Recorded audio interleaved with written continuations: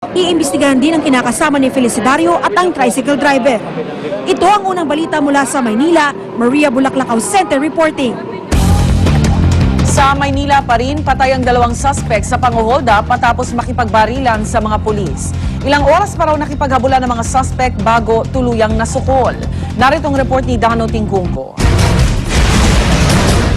Dito nagtapos ang engkwentro ng mga tauhan ng MPD Station 2 at ng dalawang hininalang hold-upper na ito matapos ang mahabang habulan na nagtagal ng 4 na oras. Nula na isang motorsiklo, lumagpas daw ang magpinsang Joey at Hector Fernandez sa checkpoint ng mga pulis sa Pier 2 sa Tondo. So habang sila nag-checkpoint doon sa Pier 2, ay medyo may napuna nga sila nitong riding in tandem. So nung sinatyan nila, dinisregard sila. So ang ginawa ng mga bata natin, hinabol nila ngayon.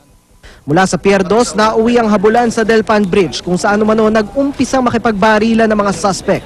Pero bumigay daw ang makina ng motorsiklo na sinundan ng pagtama kay Joey ng mga bala ng mga umahabol na pulis. Agad siyang nasawi habang si Hector tumakbo patungo sa Mabuhay Street. In-interview natin yung may bahay, medyo nervous pa nga. Nagtimbre sa atin na, "Sir, baka nandyan lang yan." So, kaya tayo nagkaroon ng parang sort of follow-up. Nung nag-makyat kami sa bubong, may nakita kaming tumalon. Nagpalit pa daw ito ng damit at nagtago sa isa sa mga unit ng apartment building na ito. Sister called me na may nangyayaring araw na gulo dito, na dumaan nga sa bubong ng bahay namin. Ang kapatid ko tsaka ang anak ko na 1-year-old nasa bahay ng mama ko. So swerte lang na walang tao? Oo, wala talagang tao. Sa gabi lang talaga nagkakatao itong bahay na to. Pag umuwi na lang ako. hapon ano kaya posible mangyari kung halimbawa Oo nga eh. yung kapatid mo, pati yung anak mo? Correct. Ano rin, thank you na rin kay God kasi wala kami at baka kung sakasakalin na hostage pa kami, baka may kung ano pang mangyari sa amin. Sa loob ng kwartong ito, nagkulong ang suspect pero mabilis daw siyang naabutan ng mga pulis at dito na rin napatay. Nung pinilit natin buksan pinto, pumutok ngayon ng dalawa. Kaya nagkakaroon ng ano. Mula sa loob ng kwarto, pumutok palabas, palabas pumasok sa loob. Palabas. Palabas. Oh, nagpaputok siya. So, ang tendency natin doon is safe and cover lang tayo. So, na-open siya, binira natin. Para sa unang balita, Dano Tingkungko reporting. Sa Biñan, Laguna, dalawang armadong lalaki hinabol at napatay ng mga pulis. Patay matapos hindi tumigil sa isang checkpoint. May report si Katrina Son. Katrina. Igan, patay sa engkwentro ang dalawang armadong lalaking sakay ng motorsiklo sa barangay San Francisco sa Biñan, Laguna. Ipinapatupad daw ngayon ang Oplancita sa buong Calabar Zone. Bunsad nito, sinisita raw ang mga nagdaraang motor para masiguro na hindi mga riding in tandem na kriminal ang mga ito.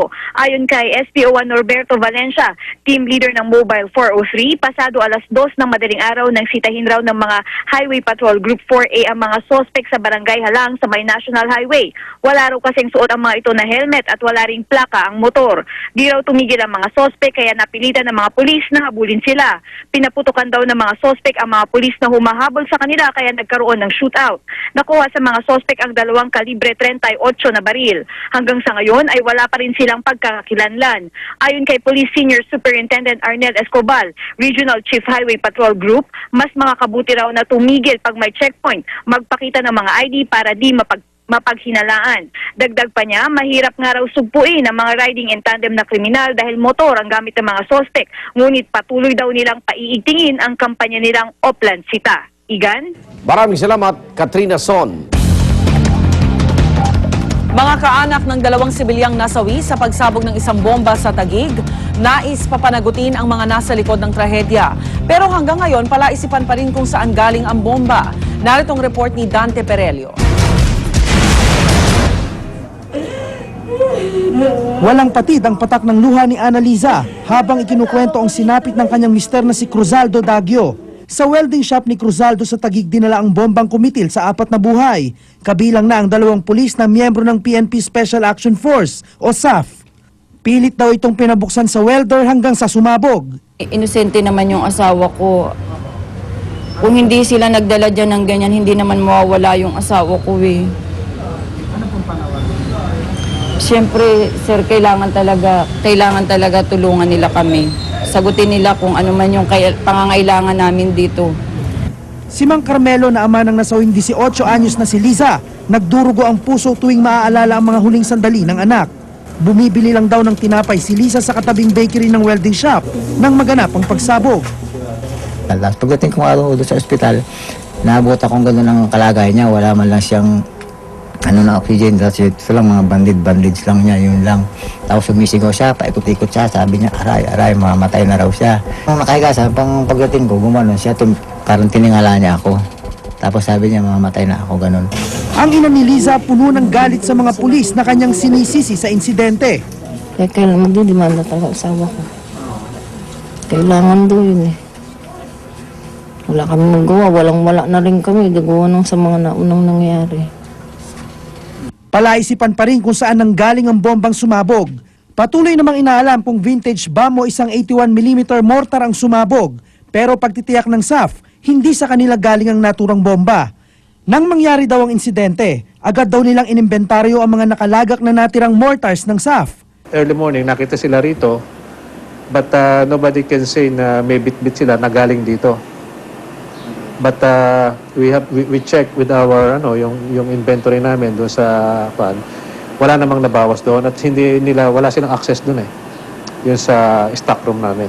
Hindi rin basta-bastang mailalabas ang anumang armament sa kanilang bodega dahil bukod sa CCTV camera, nakakandado at gwardyado rin ito. Sa ngayon, ayon sa SAF, ang susi sa paglutas ng kaso ay ang sugatang pulis na si PO2 Arnold Mayo. That's one thing that we have to check with Mayo. Siya yung survivor saan nanggaling yun and kung kanino yun.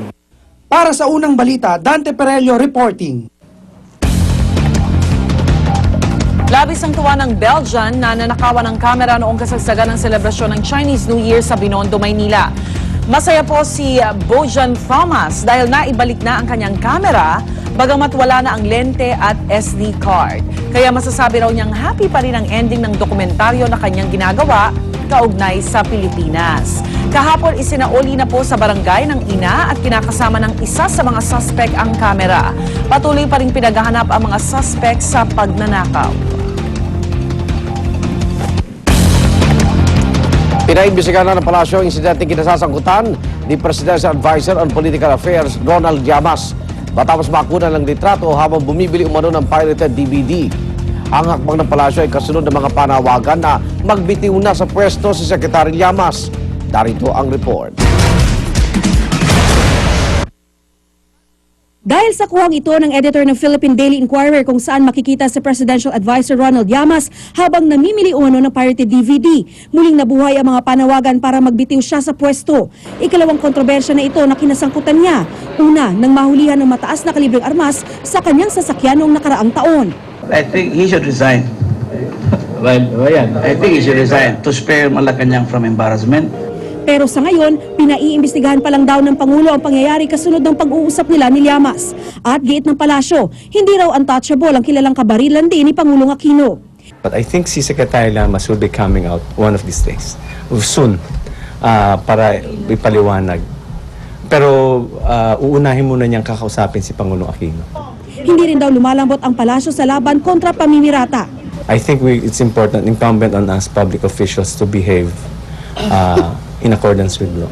Si Optical Media Board Chairman Ronnie Ricketts naman, ayaw para husgahan si Llamas hanggat hindi nakakausap at naiimbestigahan. Inamin din niyang sa ngayon, wala pang batas na nagbibigay parusa sa mga bumibili ng pirated DVDs. Maliban na lang kung higit sa 8 kopya ng isang CD o DVD ang mahuhuli sa'yo dahil pwede kang pagsuspetsahang ilalako ito. Hanggang ngayon naman, talamak pa rin ang bentahan ng mga pirated CD tulad ng nasaksihan ng GMA News sa Quiapo. Ang dalawang mamang ito nag-aalok sa panulukan ng F. Hidalgo Street at sinasamahan sa loob ng isang gusali kung saan hele-helera ang mga pinaratang DVD, CD at MP3. Kautusan ng ating mayor, talaga paigtingin itong mga nagbebenta nito at uhuli natin sila. At hindi lang naman Quiapo. Ang Quiapo kasi, yan ang nabanggit na talamak ang DVD. Pero yan, nasukpunan namin yan. Siguro, mga ilan-ilan ito bumabalik, pero